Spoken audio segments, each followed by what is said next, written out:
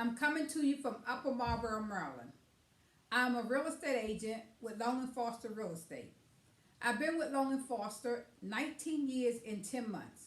I will happily celebrate 20 years in August of this year. My phone number is 240-882-2323. Again, 240-882-2323. My office number is 301-249-1600.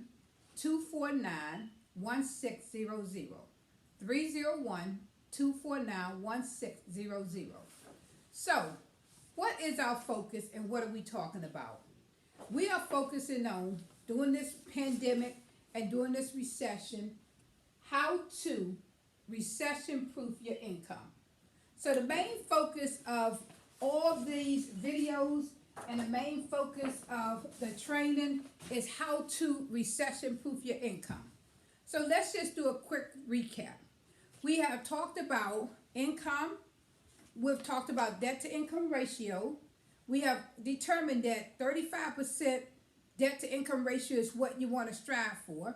So when we talk about 35% debt to income ratio, we're talking about 35% of your income going out to debt and then 65% of your income being used for other things that you want to do, as far as taking vacations, saving money, buying buying cars, buying different types of things. Now the cars and the mortgages fall under the 35% debt to income ratio.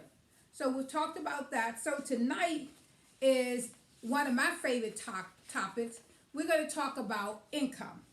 We're going to talk about sources of income. We're going to talk about residual income, and we're going to talk about multiple streams of income. You have the power to dictate your salary. And what we really need people to understand, you can work a 9-to-5 job. If you work a 9-to-5 job and your salary is $30 an hour, you know you're making roughly $60,000 a year. But whenever you get into multiple streams of income and other sources of income, then sky is kind of the limit as far as how far you can go, what you can do, what you can make. My theory is always you should be able to make half of your mortgage or rent payment if you never get out of bed in the morning. So if you never get out of bed in the morning, there should be ways that you can actually pay half of your mortgage. You have the ability to set your standard of life. Again, nobody wants to work, and never enjoy life at all. Never take a vacation, never go on trips, never spend time with family, just work. So we want to help you focus on ways to have a better standard of life and a better standard of living and be able to spend time with your family and to be able to go through a recession and actually recession proof your income. So let's get into sources of income. Before we do that, again, we always go back to what are 5 things Warren Buffett, Oprah Winfrey, and Bill Gates have in common. They all have multiple streams of income. They all have residual income. They all have written books. They all employ others. And they all invest in real estate. Now, we will get more into the real estate investing as we go on with the modules and we go on with the training. We will get more into that. But we just want to always focus on, the things that most successful and rich people have in common. We determined the last time we met that debt was something that was owed or due. And we determined that debt was also borrowed against your future income. So anytime you borrow money and you get into debt, you're borrowing it based on the fact that you're going to go to work, you're going to make your salary, and you're going to be able to pay these bills. So what happens? A lot of times people end up unemployed, losing their job. They're relying on 2 sources of income, and one person suddenly deceases and that income is gone. So again, when we're focusing on recession proofing our income, we're focusing on things that will be continual in the event that things happen in life, and life will happen. Okay, so let's talk about sources of income. There are two major components to financial security. The two major components are multiple streams of income and residual income. So, in addition to our salary, we want to focus heavily on multiple streams of income, but also deal with residual income. Okay, so when we talk about income, we have to talk about what are our sources of income. So, let's get a marker and talk about our sources of income. So the first source of income is ordinary income. Ordinary income is your salary. It's what you go to work every day. You get up and you either go in the office, you go in the field, if you're self-employed, you go do whatever your line of business is. That's your ordinary income, it's your salary. Next, we have residual income. Again, residual income is income that's going to come in residually on a monthly basis, on a weekly basis, and it's going to be in excess of your regular salary, and it's going to be money that can be either saved, money that you can use to go on vacation, money you can use to buy the things in life that, will bring you fulfillment, enjoyment, money you can use to go out for entertainment, go out to eat. So we want to talk about residual income. Next, we have retirement income. And retirement income, a lot of people think of retirement income as you get older and when you're older. We're finding now that more and more people are retiring and being able to retire at an early age. A long time ago, retirement was always thought of somebody 65, 70, 75 years old retiring. Now we're seeing people retire 50, 55 years old. We're seeing their early outs and things of that nature. And so we have more and more people that do have retirement income. The great thing about retiring early is if you're 50 or 55 years old and you retire, you still have time to go out and start another career. And in most cases, if you go into a government or a standard job, like a self-employment job, after 5 years, you can get a second retirement.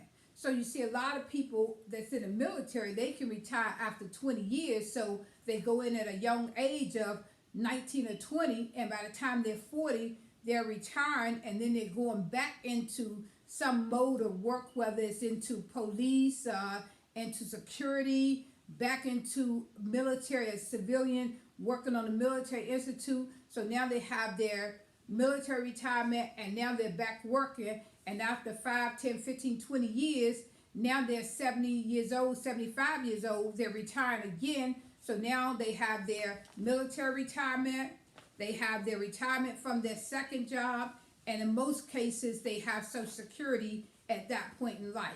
So again, we don't discount retirement because retirement is a good thing. Next, we have what I just talked about, Social Security income.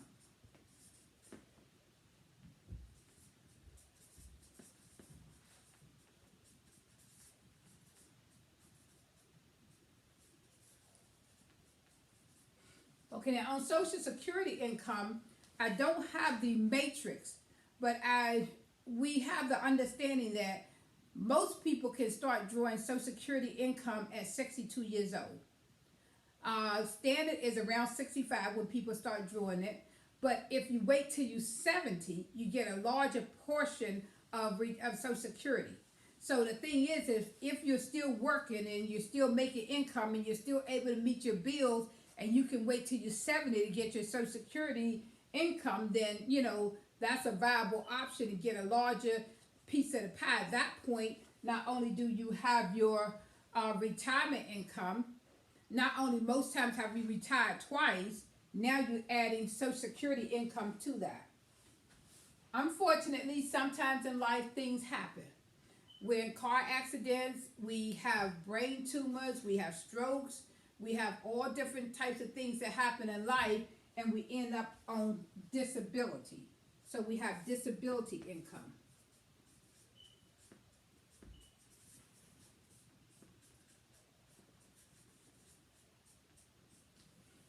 Now, when we talk about disability income, disability is when a doctor determines that you're unable to work at whatever your profession is, and they render you disabled.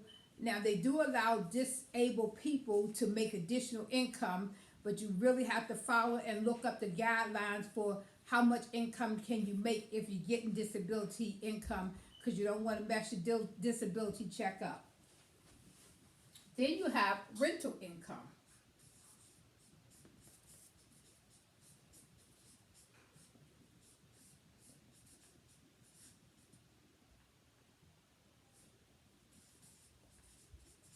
Okay, we have rental income. I don't know why I'm messing rental income up, because I'm a real estate agent, and rental income is something that I rely on a monthly basis in my profession, and also my business, and also my personal life.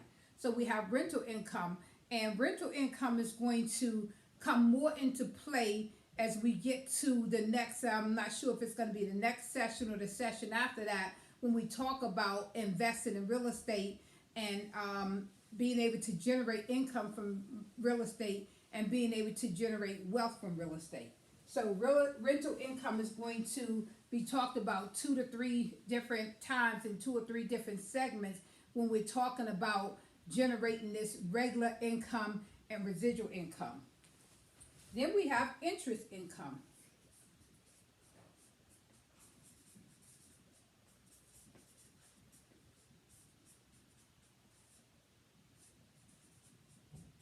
I'm just messing that word income up all over. I want to keep leaving the C out of income. I don't know why I want to do that, but anyway, we're messing income up. But we have interest income. So when we talk about interest income, we're looking at things that your extra money that you have, your savings, what are you investing it in? Again, as I told you early on, I was a licensed investment specialist for Riggs Bank for 9 years. So I had a Series 6, 7, 63 life health license. So I was able to help people generate income, interest income through stocks, bonds, annuities, mutual funds, and different other sources of places that you can put your income other than a regular savings account.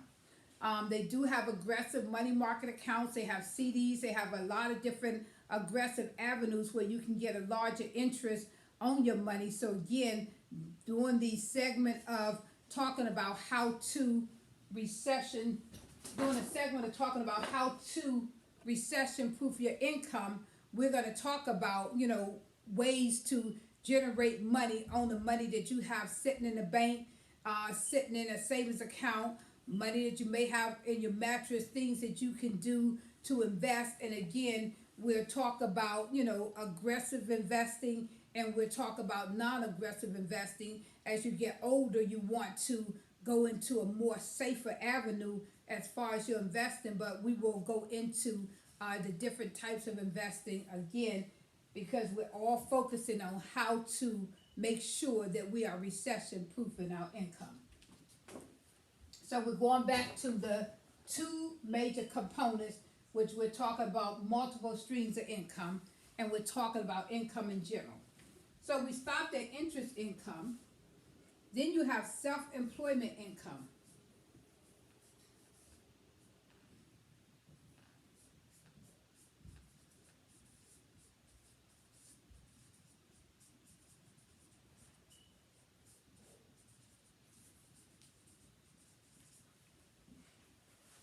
Okay, so as a real estate agent, I'm considered an independent contractor, which means I'm considered self-employed. I can get up whenever I want to get up. I can go to work whenever I want to go to work. I can stop work whenever I want to stop work. I can move around whenever I want to move around. I can take vacations whenever I want to take vacations, because I'm self-employed. But people get a wrong concept and a misidea about being self-employed. They think, oh man, you're self-employed, you can just do whatever you want. You can just, go this place, do that for this person, do that for that other person. But I keep a schedule. I have my appointments. I schedule my appointments. I have my clients. The more you work, as in anything, the more money you're able to make, and especially if you're self-employed. So I have to have discipline and focus in my business, because if I don't, then I would just lay in the bed till 12 o'clock, noon, 1 o'clock, get up, come downstairs, drink coffee for a while, watch a little bit of TV, and then maybe 3 or 4 o'clock in the afternoon, I'll decide, okay, now I'm going to work. And now it's 4 or 5 o'clock, and people are tired. They want to go home and eat dinner, and now I'm trying to run my business. So that's not a good way to run a self-employed business. And we'll talk more into self-employment, the discipline of self-employment, focusing on self-employment, having a schedule, contacting people, staying in touch with people, answering your phone, because a lot of people in business end up losing business because they aren't accessible. People call them, it goes in a voicemail, they can't get a hold of them, they'll call them back whenever they want, and whatever it was that they wanted, dealing with their business, they've already found somebody else in business that answered their phone. So again, as we go through the different modules and we actually get more into self-employment, we'll be talking about how to actually make sure that you're focused if you're self-employed. And then lastly of all, even though we have all this, we're going to add multiple streams of income.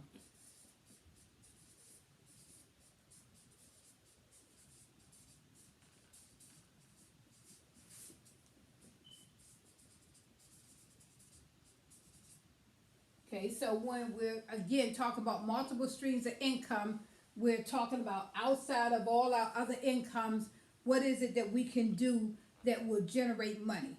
So I like to say that for some reason as a young child, I've always been enthralled with the fact of earning money, making money, spending money, and having money.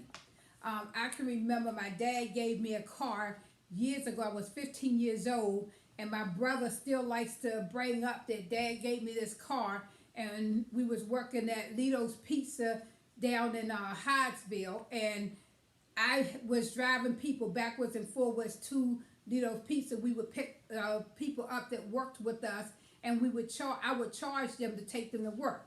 So they didn't have to worry about catching a bus. They didn't have to wait on the bus. I would pick them up in my car. I didn't have a driver's license, so my oldest brother, Joe, would drive the car, and then every week people would pay me to actually be in the car and to get backwards and forwards to work. And I remember Joe going to my dad, Dad, I don't think this is right. You know, I'm driving the car and she charging me the same thing that she charging everybody else. But it was what he had agreed upon. And so again, you know, when we talk about ways of making money, we're not trying to Jew anybody, but you know, we want you to think way outside of the box as you think about residual income and multiple streams of income. So now let's we want to get into some of these streams of income. So salary, we want to talk about salary. We will talk about salary and your regular source of income. Again, like I tell people, you should be the best at whatever it is that you're going to be. Whatever it is, when you go to work, you should get up in the morning, whatever your job is, you should be excited about it. You should go in there enthusiastic. You should go over there in there bubbly and happy. Because when your boss sees that you're happy, that leads itself a ways for you to actually get increases, get salary increases, get promotions and things of that nature. So again, if you are working that job, you want to go in that job and do the best that you can do. Residual income, we want to get more and more into the residual income and breaking down the aspect of the residual income. Again, I'm a real estate agent, so I get commissions as I sell houses through Long & Foster. I'm a property manager. I manage 30 properties. I collect the rents. I take the calls for anything that goes on in the properties. I inspect the properties.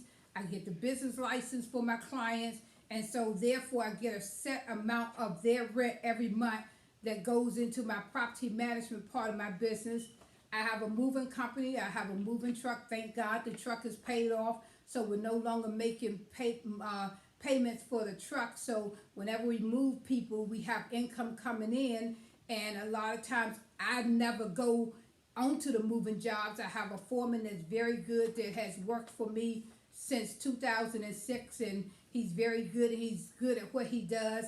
And so again, you know, that's another source of my multiple streams of income. I'm definitely not at retirement age yet, and I haven't retired yet. I told my manager, I said, I just want to let you know that I'm gonna retire. And he said, what are you talking? I said, I want to let you know I'm gonna retire. By the time I'm 80, I'm gonna retire. So again, I have 21 more years to finish this up, to get where I want to be in life, and to be able to sit back and enjoy life. Um, I'm not disabled, thank God, but again, disability income, whenever you have that, you want to see what other income you can make along with your disability income. We're going to get more into interest income. We're going to talk more about stocks, bonds, annuities, mutual funds, money market accounts, certificates of deposits. We're going to get more and more into talking about interest income. Again, self-employment income, to me, that's the best income you can have. I've been self-employed since 2004. I lost my job at Riggs Bank, and when I lost my job, I determined at that point that I did not want to ever work for anybody else, so I wanted to go to work for myself, and I delved right into the real estate aspect. Thank God when the market crashed in 2008, I did have multiple streams of income, so I was able to sustain myself and sustain my business throughout the recession of 2008, which lasted until around 2011. And then we're going to get more into multiple streams of income in our next session. So again, I thank you so much for your time, your patience this evening. Again, we are going to try to do this on a weekly basis because we have a lot of grounds to cover and a lot of things to talk about. We're going to come back next week and we're going to look at the multiple streams of income. We're going to talk about the multiple streams of income. We're going to talk about employing others. We're going to talk about quality of life. We're going to talk about life in general. We're just going to get really into how to be successful in whatever it is that you're trying to do. We thank you so much for your time this evening, and we look forward to seeing you next week.